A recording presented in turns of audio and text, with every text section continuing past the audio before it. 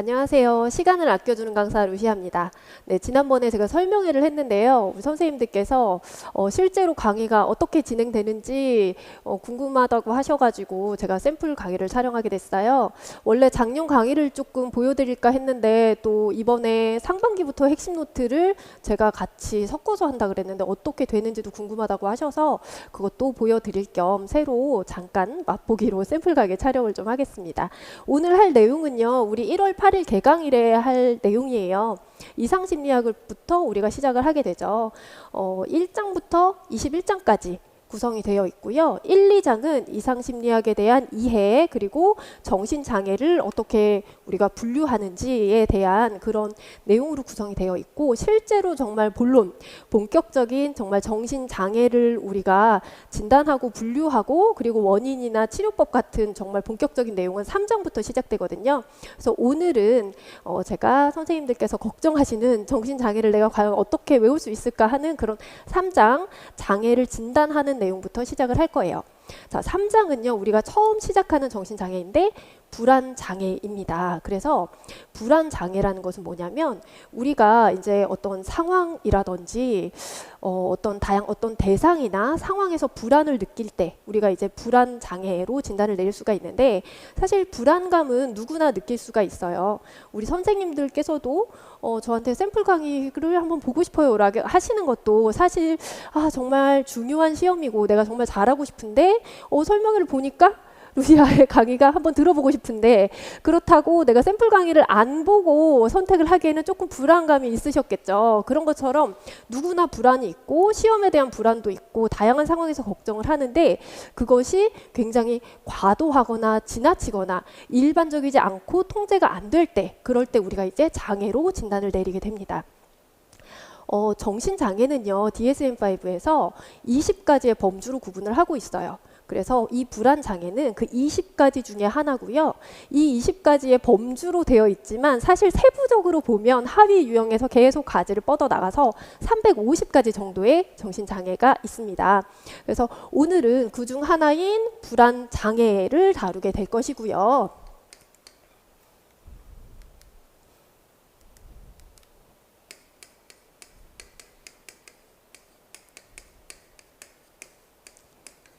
이 불안장애에서는요. 하위 유형이 7가지가 있어요. 그래서 오늘은 이 7가지를 선생님이 대체적으로 선생님들께서 이게 대략 어떤 장애인지 구분을 하시고 기간까지도 다 암기를 할 수 있는 시간이 될 거라고 생각하고 있어요. 자, 일단 첫 번째는요. 범불안장애예요.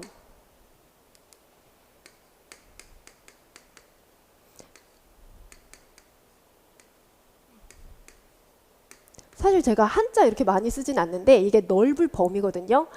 다른 장애들은 명칭을 들었을 때 이거구나 좀 감이 오실 텐데 얘는 범불안장애 뭐지 하실까 봐서 우리가 범하면 약간 호랑이 이런 거 생각나잖아요. 그게 아니라 넓다, 다양한 상황을 이야기하는 거예요. 그래서 범불안장애를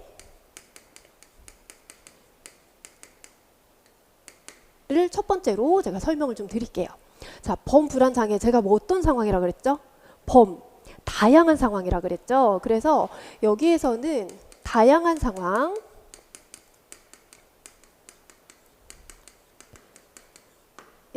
과도하게 불안을 느끼는 경우예요.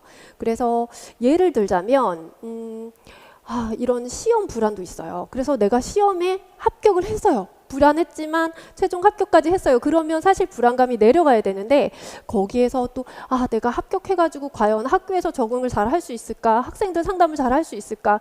상담실에서 아이들이 나한테 막 갑자기 막 반항하고 공격하면 내가 여기 상황에서 어떻게 해야 되지? 내가 학교 가다가 사고가 나면 어떡하지? 아주 수많은 정말 일상에서 그런 불안을 느끼는 거예요. 그래서 이런 불안 같은 경우에는 사실 우리가 생각하는 것보다 굉장히 과도하고 좀 더 이런 상황에서 더 치명적인 결과가 올 거라고 느끼기도 하고 끊임없이 다양한 상황의 불안을 느끼는 게 바로 이 범불안 장애라고 기억을 하시면 되겠습니다. 자, 그 다음에 두 번째는요. 얘랑 대비해서 기억을 하시면 될 것 같아요. 다양한 상황이 아니라 얘는 특정한 상황이에요. 그래서 특정인데 불안장애라고 하지 않고요. 얘는 좀 다양한 상황에서 어느 정도의 우리보다 일반적인 우리 불안감보다 조금 높은 정도라면 얘는 훨씬 더 심각해요. 그래서 공포라는 표현을 써요. 그래서 얘는 특정 공포증이라고 합니다. 자, 앞에 특정이 붙어 있죠? 그래서 특정한 상황이에요. 다양한 상황이 아니라 특정한 상황. 그래서 예를 들면 비행기를 타는 상황이라든지 배를 탄다든지 아니면 어떤 엘리베이터를 타는 상황이라든지 그런 특정한 상황에서 공포를 느껴요. 또는 어떤 주사를 맞거나 이런 나한테 어떤 주사 바늘이 침투하거나 이런 것들도 무서워할 수가 있고요. 유형이 이제 5가지로 구분이 되는데 동물형 같은 경우에는 막 거미에 대한 공포증이라든지 이렇게 특정한 상황 또는 거미처럼 대상 에서 공포를 느끼게 되는 경우가 바로 특정 공포증입니다. 자, 그 다음 세 번째는요. 광장 공포증이에요.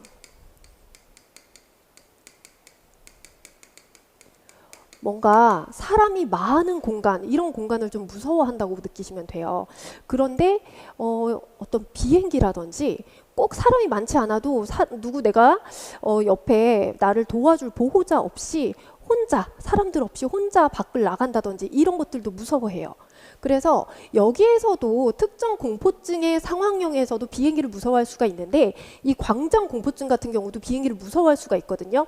그런데 이걸 어떻게 구분을 하시냐면 여기 같은 경우에는 그런 상황에서 내가 무슨 일이 생기고 예를 들자면 내가 빈혈이 있는데 거기서 내가 쓰러지고 근데 거기에서 누가 나를 도와주지 못하거나 내가 빠져나오지 못할까 봐 두려움을 느끼는 거거든요. 그래서 광장 공포증 같은 경우에는 2가지 이상의 상황입니다. 2가지 이상의 상황에서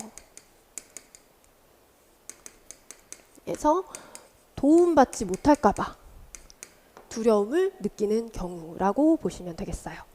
자, 그 다음에 4번째는요. 사회 공포증이에요.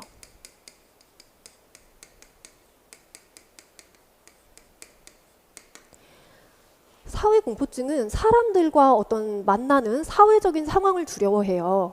꼭 그렇게 사람들을 만나지 않더라도 그냥 뭔가 이렇게 앞에서 발표하는 상황에서 우리가 정말 발표 불안 이런 말도 있죠. 정말 그런 발표하는 울렁증 너무 심하고 이런 경우에도 여기에 들어갈 수가 있어요. 이거는 어떤 경우냐면 사회적인 상황이긴 한데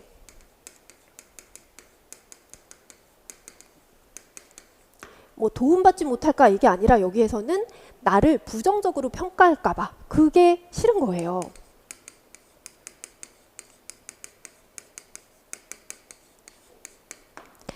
그래서 내가 발표를 하는데 나 지금 이거 준비 부족하고 잘 못한다고 이렇게 사람들이 안 좋게 보면 어떡하지? 그런 마음을 먹으면 제가 떨겠죠. 그러면 손이 떨린다든지 목소리가 떨린다든지 그러면 나 지금 떨고 있어서 내가 긴장한 게 티나겠지? 이런 식으로 사람들이 나를 더 부정적으로 평가하고 관찰할까 봐 그런 상황들을 두려워하고 피하는 그런 공포가 되겠습니다. 자, 그 다음 5번째는요. 선생님들께서 많이 들어보셨을 법한 공황장애입니다. 실제로 이제 연예인들도 공황장애 진단을 많이 받았다라고 이야기를 하는데요. 주변에서도 공황장애 진단을 받으신 분들도 계시고 진단받지는 않았지만 나 공황장애 있어, 나 공황장애 있어 이렇게 흔히들 표현을 하시거든요. 자, 공황장애 있어 라고 말씀하시는 분들은 어떤 경험을 하신 거냐면 공황 발작을 경험하신 거예요. 공황 발작은요, 진짜 막 죽을 것 같은 공포가 온다 그러거든요. 숨을 막 막히고 갑자기 정말 내가 미친 것 같고 미칠 것 같은 정말 그런 정말 말로 표현하기 힘든 공포라고 표현을 해요. 이렇게 공황 발작을 경험을 하는데 어떤 사람은 공황 발작을 수시로 경험을 해도 공황장애로 진단을 안 할 수도 있어요. 그래서 단순히 내가 공황 발작이 일어났다라고 해서 공황장애는 아니고요. 이 경험은 한 번만 있어도 괜찮아요. 한 번 이상의 공황 발작이 일어난 다음에 이걸로 인해서 내가 계속 지속적으로 걱정을 하게 되는 거죠. 아, 또 그러면 어떡하지? 나 또 공황 발작 생기면 어떡하지? 계속 걱정을 하는 거예요. 그 다음 또는 걱정을 하거나 또는 공황 발작이 일어날까봐 사람들이 있는 그런 장소를 피하는 거예요. 그래서 공황 장애 있으신 분들은 비행기도 잘 안 탄다라고 하거든요. 이런 게 있을까봐 그런 상황들, 대중교통 이용하고 뭔가 이렇게 학원에 오거나 이런 것들도 걱정이 돼서 그런 상황을 피하게 되는데, 그런 식으로 어떤 부적응적인 행동을 보이게 됩니다. 그래서 공황 발작 그리고 거기에 이어서 다른 부정적인 행동, 걱정까지 포함되는 경우 우리가 공황장애라고 합니다. 자, 그 다음에 6번째,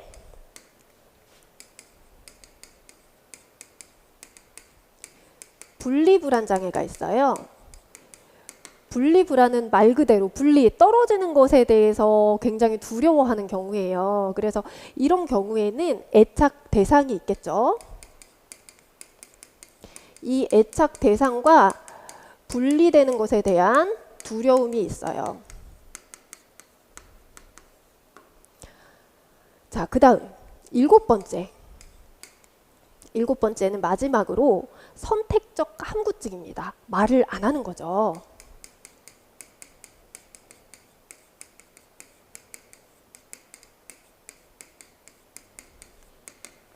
말을 안 하는데 보통 말과 관련된 거는요, 우리 의사소통 장애로 들어가거든요. 그런데 얘는 왜 불안장애에 있느냐? 말을 안 하는 거예요. 못 하는 게 아니라 안 하는 거. 선택적으로 말을 안 하는 거죠. 그러니까 내가 사실은 친구들이랑 막 떠들고 이야기를 할 수가 있는데 선생님이나 어른이 있는 상황에서만 말을 안 하는 거예요. 실제로 제가 경험했던 학생도 쉬는 시간에 친구들이랑 막 교실 위에 뛰어다니고 엄청 활발하게 노는데 성인이 복도에 지나가기만 해도 정말 갑자기 조용하고 자리에 앉고 정말 말을 시키려고 해도 목소리를 아예 내주지를 않아요. 몇 년 동안 정말 그런 지켜왔던 선생님들하고도 대화가 한 번도 안 되고, 그래서 제가 이렇게 했을 때 고개로 끄떡끄떡이라도 표현해 줄래 해서 겨우 그렇게 소통이 됐었던 아이가 있었어요. 근데 또 정말로 이 친구들이 밖에서는 말을 잘한다라는 거죠. 그러니까 여기에서 중요한 거는 말을 못하는 게 아니라 말할 수 있는 능력이 있어요. 그런데 어떤 특정 상황에서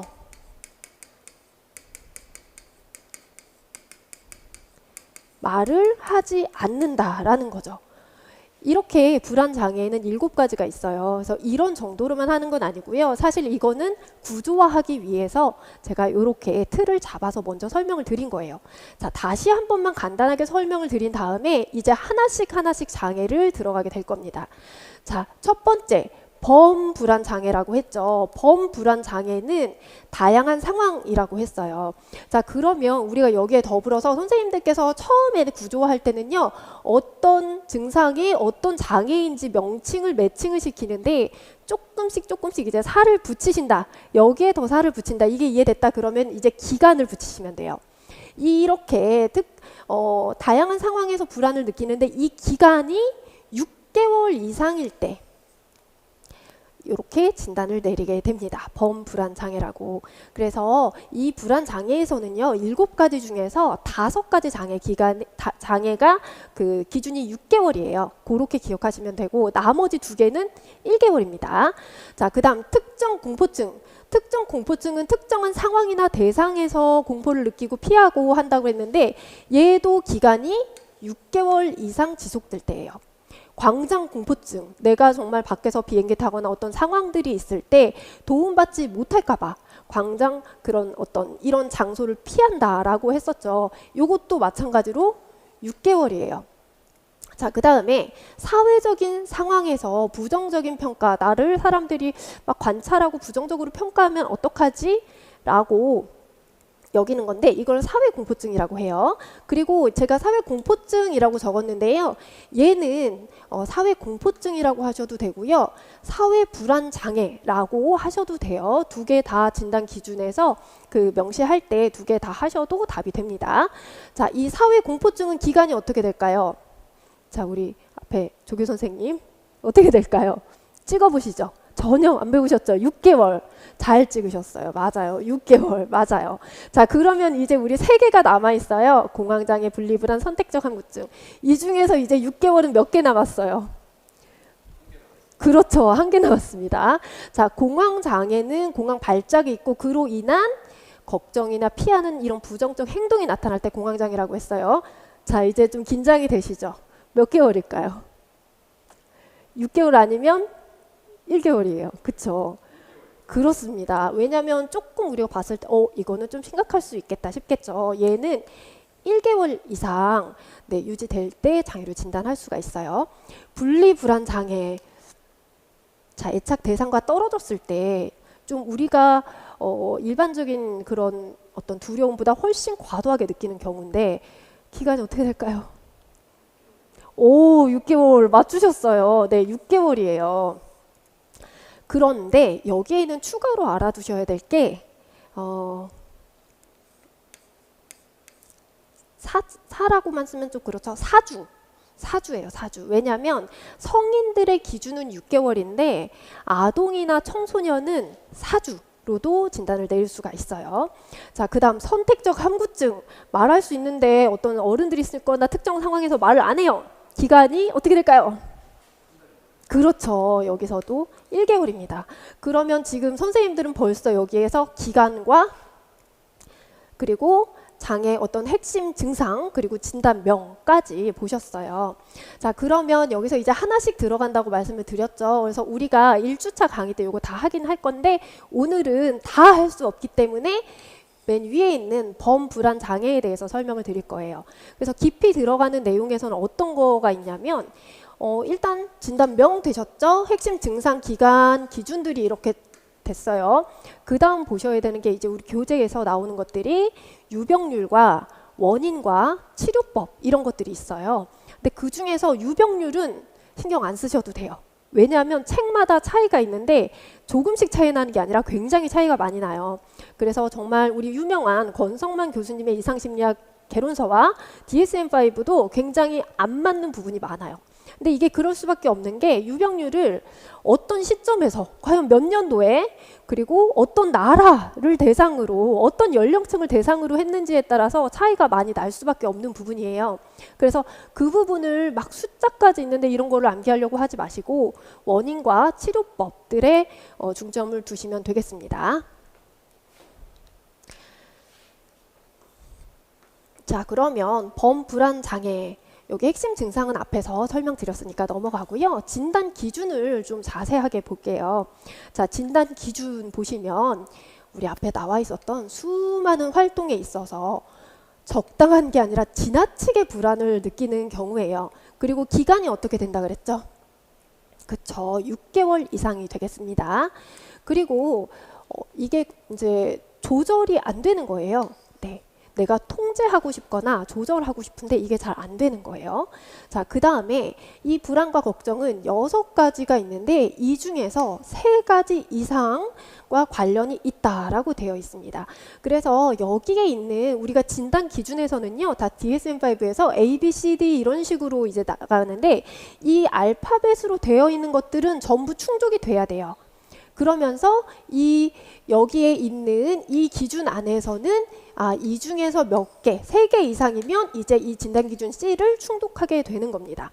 자, 그래서 3가지 이상인데요. 증상들을 보시면 안절부절 못하거나 막 낭떠러지 끝에 서 있고 쉽게 피곤해지고 막 과민성 근육 긴장, 수면 잘 못 자고 이런 것들이 있어요.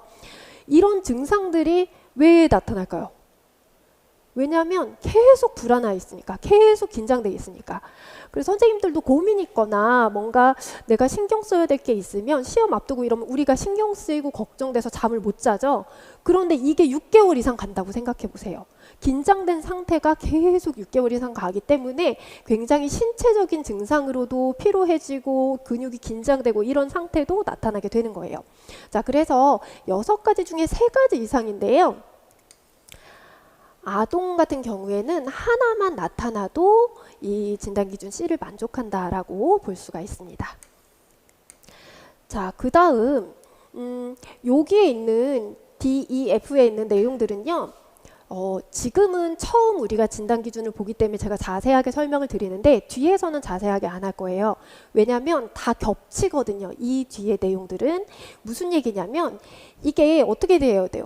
이게 그냥 불안을 느낀다고 해서 우리가 진단을 내리면 다 이 진단을 받겠죠. 그래서 이것이 우리가 일상생활을 하거나 직업적으로 일하거나 사람들을 만나는 거에 있어서 굉장히 뚜렷하고 현저한 고통이나 손상을 초래한다라는 거예요. 그 다음에 이게 나의 어떤 내가 약을 먹어서 혹은 내가 어떤 병이 있어서 나의 어떤 신체적인 문제 때문에 이런 거를 경험한 게 아니다라는 거고요. F에서는 다른 정신질환 때문이 아니다라는 거예요.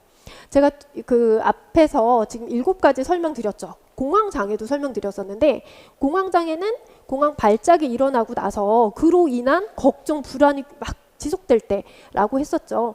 공황장애 때문에 내가 공황 발작이 일어날까봐 불안하다. 이런 쪽으로 한 가지 이런 것에 국한되어 있다면 그거는 범불안장애가 아니라 그냥 공황장애 때문인 거예요. 그래서 그런 것 때문일 때는 진단하지 않는다라는 식으로 예를 들면 이런 특정 상황 때문에 그런 것이 아니다라는 거예요. 그래서 요 3가지는 다른 장애에서도 다 공통으로 들어가는 내용입니다. 자, 유병률이 있는데 뭐 그래도 좀 대체적으로 많이 이런 거를 경험할 수 있다 정도로만 이해를 하시면 될 것 같아요. 자, 제가 원인과 치료법을 조금 더 자세하게 봐야 된다라고 했었죠. 그래도 여기에서 아주 중요한 원인이나 치료법은 아니지만 그래도 같이 알아두시는 게 좋아요. 자, 먼저 정신분석 입장이에요. 정신분석은 우리가 방어기제, 뭐 프로이트 이론하면 방어기제 정도는 선생님들이 아실 건데 방어기제, 내가 다른 사람한테 투사하고 또는 부인하고 이런 것들이 왜 일어나죠?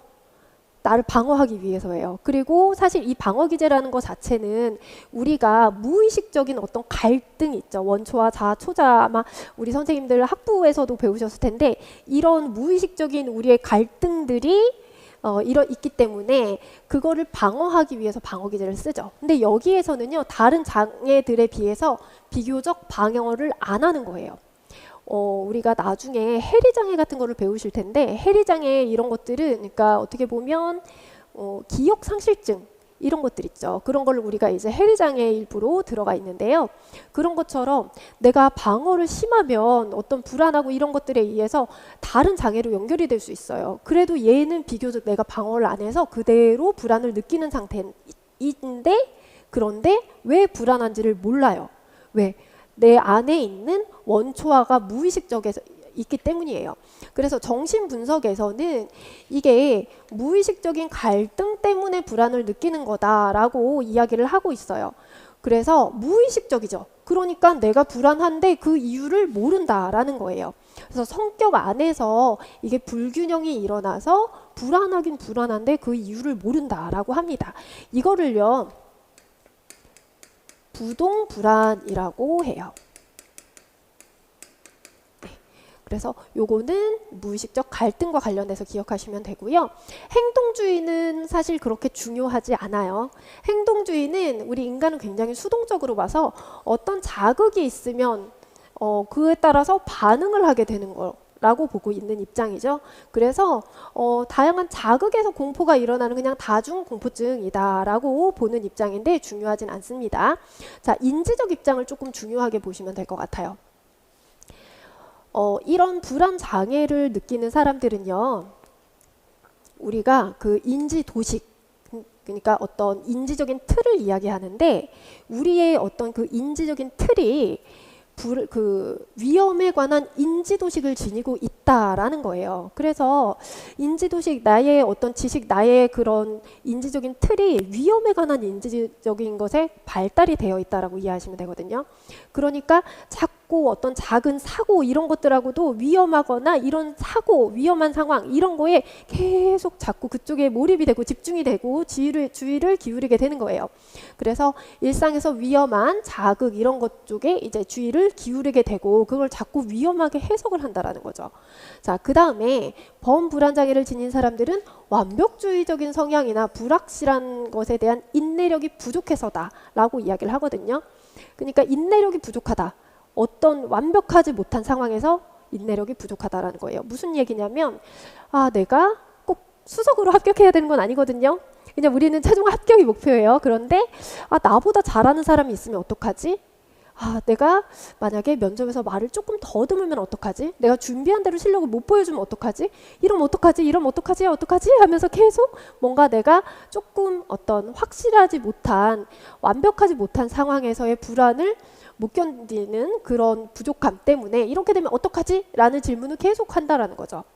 그래서 이렇게 자꾸 이렇게 되면 어떡하지? 어떡하지? 이렇게 하다 보면 그러다가 나 떨어지는 건가? 내가 시험에 떨어지면 어떡하지? 그러면 나 남자친구도 안 생기는 건가? 막 이러면서 그러다가 취직도 못하는 건가? 막 여러 가지 자꾸 이렇게 가면서 결국에는 굉장히 치명적인 결과로 연결을 지어요. 이렇게 굉장히 과장하면서 나중에 최악의 결과로 생각을 하는 걸 우리가 파국화라고 하거든요. 그래서 이렇게 세 가지의 어떤 특징을 이야기하고 있어요. 그러니까 인지적인 입장에서 봤을 때 범불안 장애가 왜 일어나냐? 위험에 관한 인지도식이 있기 때문에, 그리고 어떤 불확실함에 대한 인내력이 부족하고 결과를 치명적으로 보는 파국화 때문이다. 이렇게 세 가지로 정리를 하시면 돼요. 그래서 얘네들 이런 원인들 때문에 이렇게 범불안 장애 있는 사람들의 행동을 이렇게 보니까 이런 거랑 연결해서 이렇게 네 가지 특성이 있더라 라고 해서 이 네 가지를 기억하시면 돼요. 자, 아까 우리 위험에 관한 인지 도식을 가지고 있다 그랬죠? 그러니까는 잠재적인 위험에 예민한 거예요. 그래서 잠재적인 위험, 우리가 사실 뭐 교통사고가 그렇게 많이 나진 않거든요. 물론 저도 뭐 신호 대기하다가 뒤에서 몇 번 이렇게 다른 차가 부딪혔던 적이 있기는 한데 계속 내가 오다가 오늘 사고 나면 어떡하지? 나 강해야 되는데 막 이런 식으로 잠재적인 거에 계속 위험해요. 지금 여기가 3층인데 이게 갑자기 무너지면 어떡하지? 이런 것처럼. 그리고 이런 잠재적인 위험이 실제로 정말 이 건물이 무너지고 내가 사고 날 수 있는 그런 확률을 과도하게 높이 평가하는 거예요. 그 다음에 이런 사고가 났을 때 결과를 치명적으로 그러면 사고 나면 어떻게 해요? 뒤에서 제가 운전하는데 뒷차가 저를 박았어요. 그러면 뭐 보험회사나 이런 데 불려서 치료를 하고 자동차도 이렇게 다 해결을 하면 되겠죠? 그런데 사고 나면 나는 죽을 거야. 이런 식으로 치명적으로 생각을 하는 거예요. 그래서 부정적인 결과를 지나치게 치명적으로 본다. 그 다음에 이런 일이 일어났을 때 사고 나면 난 아무것도 할 수 있는 게 없어 라고 나의 그 능력을 과소평가한다. 인지적인 사람들은 이런 특징이 있구나. 이렇게 기억을 하시면 됩니다. 자, 그러면 이제 원인은 여기까지예요. 이제 우리가 치료를 보셔야 되는데, 사실 치료에서는 어떤 이거를 위해 개발된 치료 이런 것들이 간혹 있을 수 있는데 여기서 그런 건 없어요. 그래서 사실 원인이나 치료에서 제가 정말 별표를 막 해드리는 건 아니지만 그래도 같이 공부를 하겠습니다. 자, 인지행동치료예요. 자, 인지적으로 접근하는 거죠. 우리의 사고, 신념 이런 쪽으로 접근을 하는 거예요. 그래서 계속 불안하고 걱정하기 때문에 걱정과 관련된 그런 요인들을 이해시키고 거기에 이제 관찰하고 그걸 극복할 수 있게 도와주는 건데, 언제 내가 그렇게 걱정을 자꾸 하는지를 써볼 수 있게 하는 거예요. 그래서 어떤 상황에서 어떤 스트레스 상황에서 걱정을 하고 내가 어떤 식으로 자꾸 생각을 하는지 그 패턴을 파악할 수 있는 거죠. 그게 바로 걱정 사고 기록지라고 하는 건데, 여기에다가 기록을 하면서 써온 거를 치료할 때 보는 거예요. 그래서 이런 상황에서 이렇게 자꾸 걱정하는 게 이게 과연 합리적인지 효과적인지, 네, 그리고 과연 이게 이렇게까지 걱정을 하는 게 현실적인지, 이런 부분들을 이제 치료 시간에 함께 보는 거죠. 그러고 나서 이제 걱정이 떠오를 때 이거를 조절하고 대처하는 방법을 습득해야 돼요. 그래서 예를 들자면 뭐 걱정과 반대되는 생각을 한다라든지 혹은 걱정하는 시간을 정해놓을 수도 있겠죠. 그래서 자꾸 걱정이 되는데 그래 오늘 저녁 9시부터 9시 30분까지가 걱정하는 시간이야. 지금은 딴 거 해야지. 딴 거 해야지 하면서 좀 이런 시간을 정해놓고 한다라든지 혹은 이런 걱정, 사고 이런 거에 반복적으로 노출시킨다라고 하는데 사실 뒤에서도요 우리가 노출법에 관련된 것들이 많이 나올 거예요. 근데 이런 것들을 노출법이라고 이야기를 하는데 그러니까 내가 두려워하거나 걱정하거나 이런 거에 계속 노출하게 되는 거죠. 그러면 나중에는 둔감화가 되는 거예요. 사실 저는 조금 영화를 볼 때 피 나오거나 이런 것들을 잘 못 봐요. 어떤 경우에는 12세 이상인데도 피 나오는 거에서 제가 깜짝깜짝 놀라고 자꾸 잔상이 남기도 하고 이러는데 그 부산행 보셨죠? 네, 그 유명하다 그래가지고 봤는데 처음 시작부터 깜짝 놀랐거든요. 너무 잔인하고 징그러워가지고.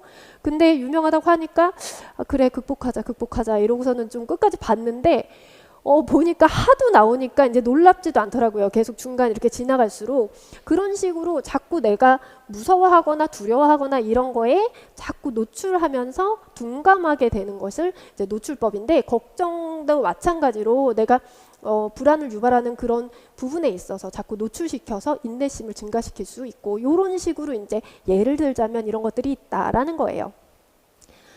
자, 그 다음에 뭐 조절하는 명상이나 복식호흡 이런 것들도 있고요. 약물 치료는 사실 우리가 뭐 약물을 처방하거나 이런 것들은 정신과에서 하고 상담하시는 분들 학교 상담에서도 이런 약물 처방은 하지 않기 때문에 문제로 나오지는 않겠지만 그래도 같이 봐두시는 게 좋아요. 그래서 벤조다이아제핀이라고도 하고요. 또는 요 부분을 이제 뭐 다이아제핀 또는 디아제핀이라고 그렇게 읽기도 하는데 두 가지 다 그렇게 많이 사용을 해서 괜찮아요. 그래서 벤조다이아제핀 계열의 약물이라고 하는데 진정제예요. 그래서 약간 진정시켜주는 역할을 하는데 요거를 우리가 향정신성 약물이라고 하거든요.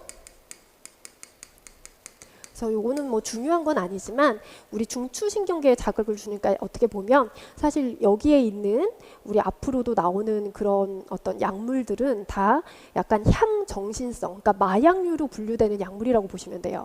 근데 이런 것들을 하게 되면 약물을 하면 사실 효과가 다 있기는 한데 좀 조심스러운 부분이 있죠.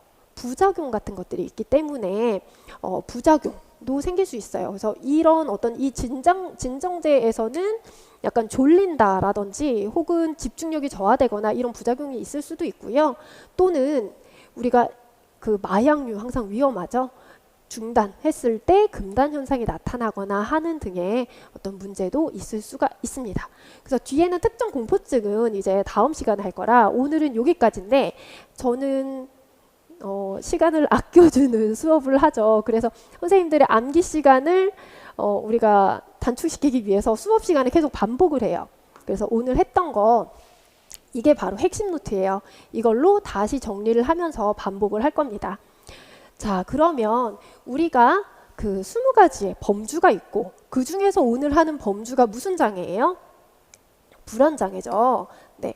자, 불안장애는 과도하게 불안을 느끼는 거라고 했었고 하위 유형이 7가지가 있다라고 했습니다.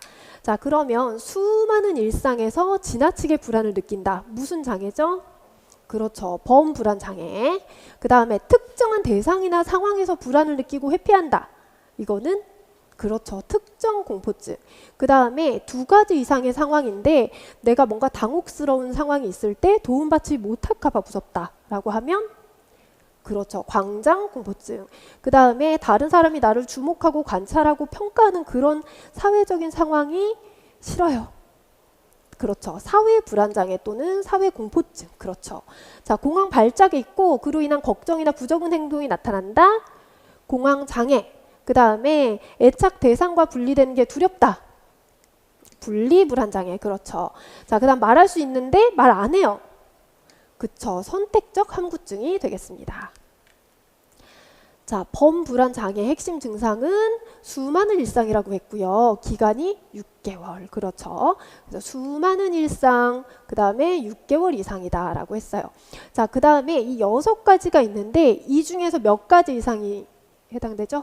그렇죠. 세 가지 이상. 아동 같은 경우에는 한 가지. 그렇습니다.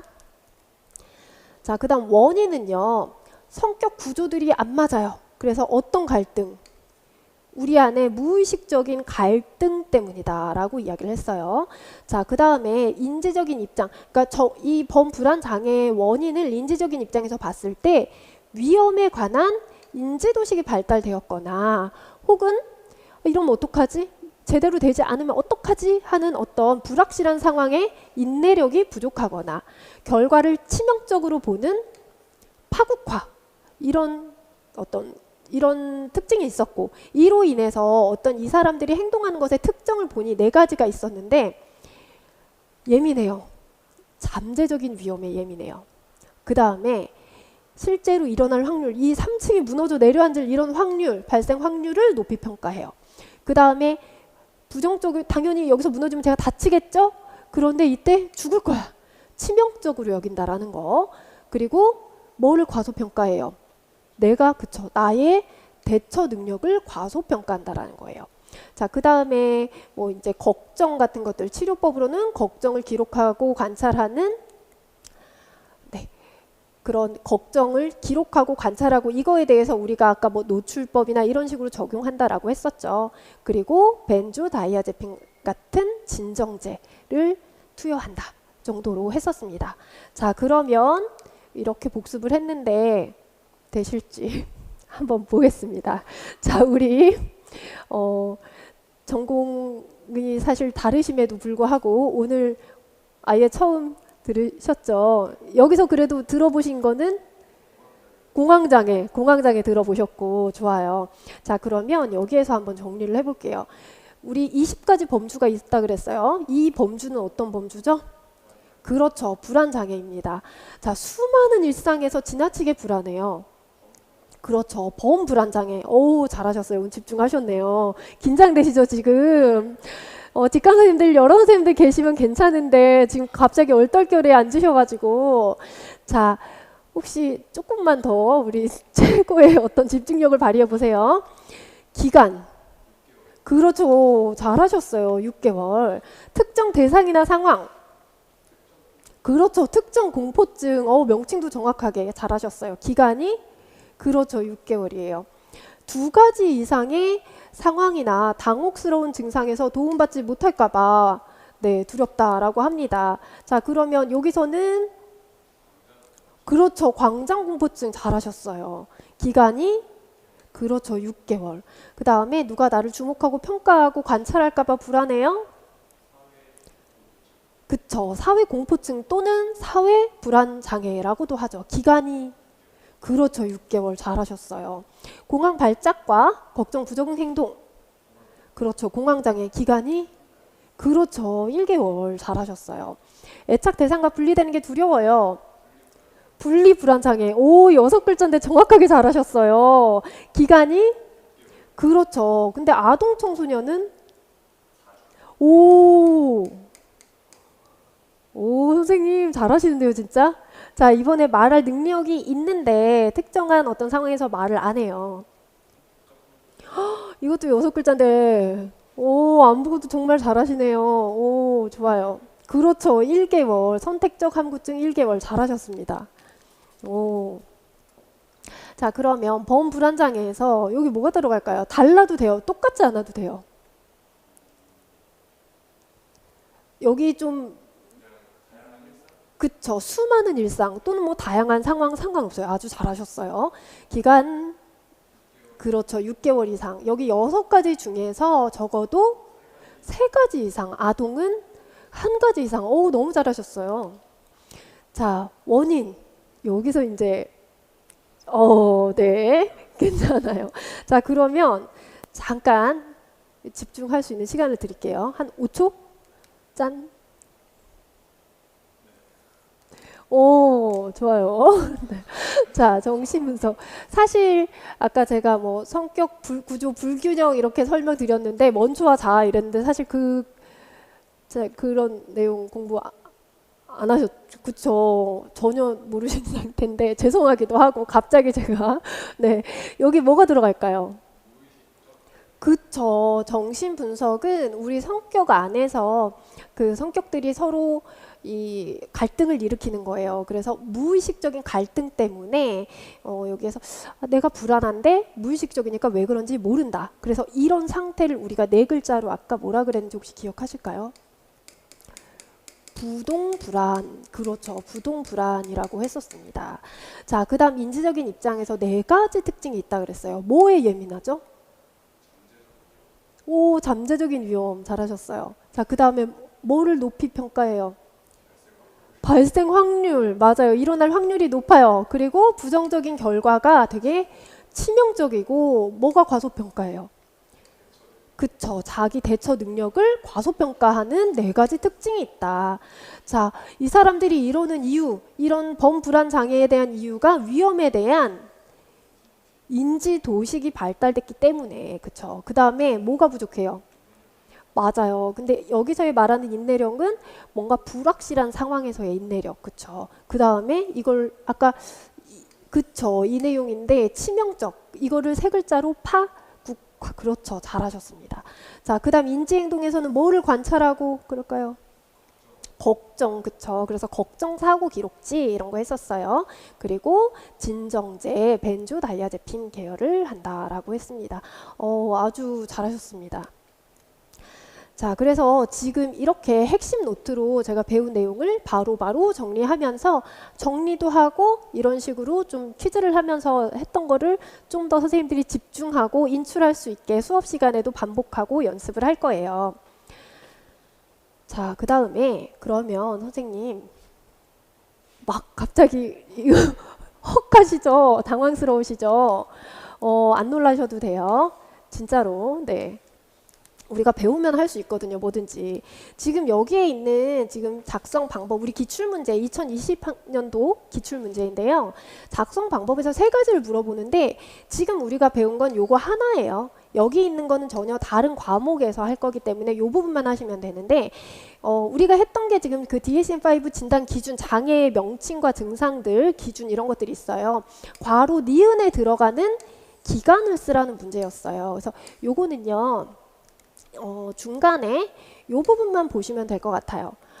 막 아프다고 자꾸 조퇴하고 막 이런 내용들이 있는데 보건실에 뭐 안 가는 날보다 가는 날이 더 많고 뭐 이런 내용이 있어요. 자, 여기에서 뭐가 나오냐면 범불안장애라는 진단을 받았다고 합니다. 자, 그럼 최소 이만큼은 그런 행동을 보였겠네요 라고 했어요. 자, 기간을 쓰라고 했어요. 기간 6개월 답이에요. 오, 선생님 임용시험 보셔야 되겠는데요. 정말. 네, 잘하셨어요. 자, 이런 식으로 이제 문제가 개월이 나오기도 해요. 그래서 우리 진단 기준에서 정확한 증상과 기간을 외워두신 다음에 이제 나중에 나오는 문제들은 약간 원인이나 치료법 쪽으로 문제의 방향이 조금씩 바뀌고 있거든요. 그래서 그런 내용들도 선생님들께서 공부를 하시면 돼요. 자, 지금 보여드리는 거는요. 요거는 기출 분석이 아니라 기출 맛보기예요. 그래서 잠깐씩 했던 거 이렇게 적용하는 거 이렇게 나왔어요 하고 문제만 잠깐 보여드리는 거라서 이거는 선생님들께 제가 수업할 때 자료 문제를 드리기는 하는데 해설 자료 도 안 드릴 거고요. 이 기출 문제는 인쇄도 안 하셔도 돼요. 그냥 수업 시간에 잠깐 보는 거라. 우리 이 문제를 포함해서 전부 다 기출 해설할 때 제대로 본격적으로 다루게 될 겁니다. 자, 우리가 이런 식으로 기출 맛보기도 보고요. 그리고 제가 교재로도 공부하고 또 핵심 노트로도 정리를 했는데 이걸로도 사실은 저는 만족스럽지 않아요. 그래서 선생님들께 제가 드리는 게 서브노트예요. 배운 내용을 이렇게 서브노트로 정리해서 드리거든요. 자, 여기 지금 첫째 주에 제가 드릴 서브노트 자료인데요. 교재 내용으로는 30페이지 조금 넘게 진도를 나갈 건데 지금 요거는 5페이지까지 정리를 했어요. 그래서 우리가 이상심리학이 제 교재 기준으로 했을 때 160페이지 정도 되는데 요거를 봤을 때 한 30페이지 정도로 압축해가지고 나오게 될 거예요. 그래서 이렇게 서브노트, 핵심 노트와 내용은 비슷한데 선생님들께서 밑줄 치고 집에서 공부하시기 편할 때 요걸로 이용하시라고 서브노트도 이렇게 정리를 해서 드릴 거고요. 그 다음에 좀 더 인출을 더 연습해보고 싶어요 하실까봐 이렇게 제가 빈칸으로도 드릴 거예요. 그래서 빈칸에 있는 답을 맞춰보시는 거는 이것도 같이 드리니까 복습하시면서 이거 적용해서 보시면 되겠습니다. 네, 이런 식으로 빈칸으로 드릴 거예요. 그래서 요거는 이렇게 선생님들께서 끝나고 복습해 보실 때 자유롭게 이용을 하시고, 그 다음에 여기에서 또 끝이 아니고요. 우리가 한 주에 배우면 그 다음 주에 오셔서 복습 테스트를 풀어 보셔야 돼요. 그래서 요거는 A4 용지로 짧으면 한 2페이지, 많으면 3페이지 정도, 2~3페이지 정도 될 거고, 문제는 10문제 정도 좀 더 넘기도 하고 그러는데요. 여기서는 뭐 사례를 들어드리는 경우도 있고, 단순하게 기입형이 들어가기도 하고, 뭐 서술형이 문제로 들어갈 수도 있습니다. 그래서 복습 테스트까지 그런 식으로 자꾸 반복하다 보면 선생님들께서, 제가 사실 상반기에는 암기보다 이해가 중요해요 라고 말씀을 드렸지만 이미 어느 정도 암기가 되실 거예요. 이만큼 하시고 나면. 자, 그 다음에 그래서 우리가 선생님들께 제가 제공해 드리는 자료에 대해서 다시 한번 정리를 해 드릴게요. 자, 그러면 선생님들이 수업하실 때 가지고 오시는 거는 뭐냐면 교재죠.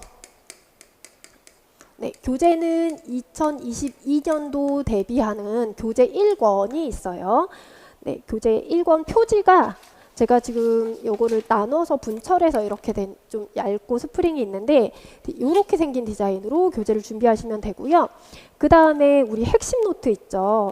핵심 노트가 4권으로 되어 있는데 처음에 챙기실 거 이 노란색 이상심리학 있는 거 챙기시면 돼요. 그래서 교재 1권과 핵심 노트 챙기시면 되고요. 그 다음에 제가 자료로 드리는 게 뭐뭐 있냐면 서브노트가 있죠. 보여드린 서브노트. 그 다음에 서브노트인데 빈칸으로 돼서 복습하실 수 있게 되어 있는 거. 그 다음에 기출 맛보기. 그 다음에 복습 테스트. 이렇게 있어요. 자, 그러면 여기에서 선생님들이 막 자료가 너무 많고 관리도 복잡해요 하시면 이것만 하시면 돼요. 직접 푸시는 거니까. 이거는 선생님들이 자유롭게 활용하시라고 필요에 따라서 하시면 되고, 기출 맛보기도 나중에 어차피 다 같은 문제 제대로 분석할 때 나오기 때문에 얘네들을 인쇄하시거나 하는 거는 선생님들께서 선택적으로 하시면 됩니다. 자, 그 다음 기출문제를 어떤 식으로 되는지 이 부분에 대해서도 조금 자세하게 알고 싶어 하시는 것 같아요. 그래서 기출문제는 크게 3가지로 나눠져요. 첫 번째는 조금 전처럼 간단하게 보여드리는 우리가 배운 거 적용하는 기출 맛보기가 있어요. 그래서 여기에서는 문제만 제공해 드립니다. 자, 그 다음에 한 과목이 끝날 때마다 하는 게 바로 과목별 기출 해설이에요. 과목별 기출 분석. 이때는 한 과목이 끝나면 제가 문제를 먼저 드려요. 풀어오세요 하고. 그리고 그 다음 주에 오시면 그 부분에 대해서 해설 강의를 하고, 그때는 해설 자료도 드려요. 한 문제 한 문제 다 그 해설을 하고서 그 다음 과목으로 넘어가게 될 텐데요. 근데 이상심리학 같은 임상심리학, 이상심리학, 아동청소년 이런 나중에 우리 2018 학년도부터 추가된 과목들은 이 과목별 기출 분석 문제가 거의 없어요. 왜냐하면 늦게 추가돼 가지고 거의 없기도 하고요. 그 다음에 제가 최신 기출을 나중에 빼서 하기 때문인데요. 그게 바로 이 3번째 최신 기출 분석이에요.